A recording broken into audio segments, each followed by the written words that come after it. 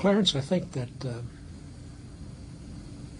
that leadership in that respect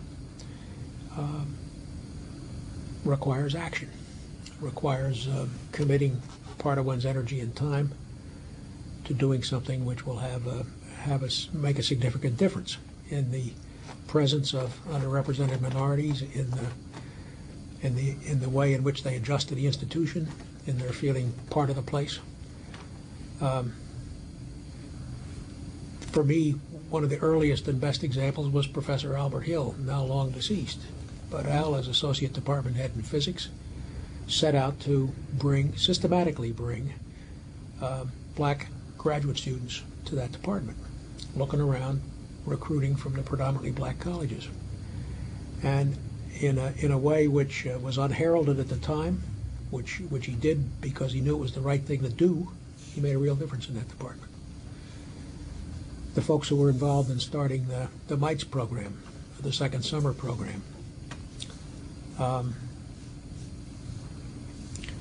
the people who were involved way back in 1969 in creating Project Interface as a transitional program for some underrepresented students who are coming to MIT.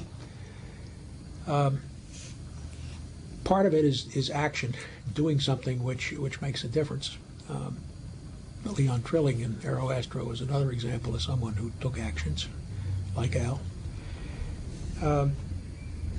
Part of it is, I think, also the attitude one brings to one's daily task. This institution, over the last 35 years, has become much more representative of the society than it was in my early days at MIT. It's not there yet. That job is not done. But it is more representative, more a home, a satisfactory home to underrepresented minority people than it used to be. And that comes about by a change in attitude, which over a period of time changes the culture of the institution. Institutions like this have to change. If we don't change, the society is going to leave us behind. America in 2100, you and I won't see it, but America in 2100 is not going to be predominantly white society. And if the institutions don't evolve, they'll die. So beyond specific actions, things one can do and institutionalize, there is the need to recognize that the institution must change to reflect the society if it's going to continue to be vital. If it doesn't change, it becomes irrelevant. And that is a message which can come at any level in the institution.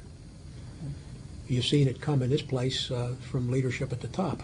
Now, that kind of message and that kind of leadership does not necessarily lead directly to the changes that we're talking about, but it tries to establish a climate in which the importance of that is understood and in which it is seen as an institutional objective. Well, that's, I think, extremely important, Paul.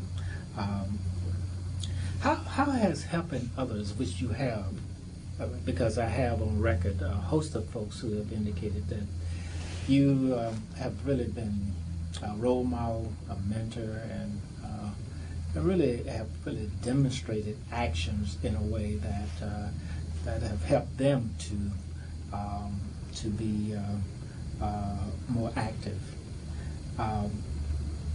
How has helping others helped you? I mean, and when I say that in so many ways, I know you spend a lot of time working with students, you spend a lot of time helping people to be who they want to be. But how has helping others helped you?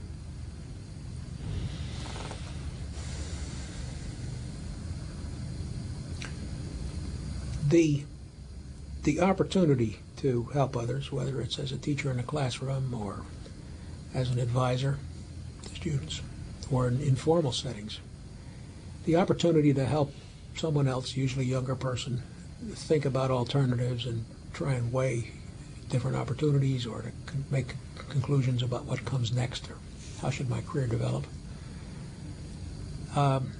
for me, is enormously satisfying. The reason when I got out of administration here after a long stretch, I went back to the classroom and being a faculty advisor was because I get such pleasure and excitement out of being involved with the present generation of young people. In the ECS department, you get students when they arrive in a department as first-term sophomores, and if they continue into the Masters of Engineering program, you have them for 4 years. And in that 4 years, they make this transition from being a late adolescent to being a competent young adult. And it is wonderful to see, it's wonderful to be part of in some way, and it's wonderful to think you may have contributed a little to that along the way. Now beyond that, which I think is if you ask anyone who whether they think of themselves that way or not, serves as a mentor,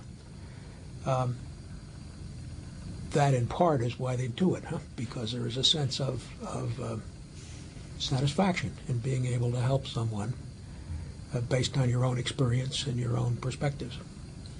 Beyond that, in the issues that we've been talking about here, with respect to making MIT a more multiracial place, for me, my involvement beginning in 1968 with the Task Force on Educational Opportunity presented me not just with the opportunity, but the need to try and understand the culture of Black America and the perspectives with which this set of young people are coming to MIT and how this place could best accommodate their background, so different from my own.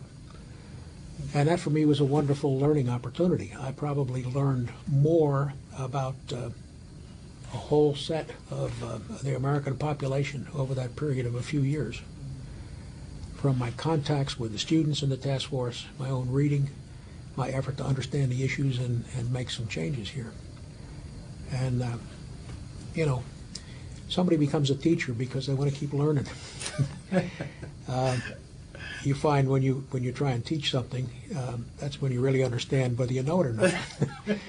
And you have to understand it pretty well in order to be able to teach it well. And so always behind the motivation for the teacher, I think, is the desire to learn. I saw a former colleague in the elevator yesterday, a man who was about 10 years older than I am, who's long been retired, but is still at MIT 2-3 days a week. And I said, "Bill, how you doing?"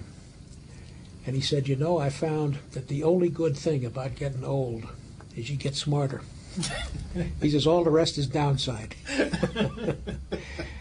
And, you know, the experiences that I've had in trying to change the culture at MIT over these last 35 years have been an enormous learning experience for me, for which I shall always be grateful.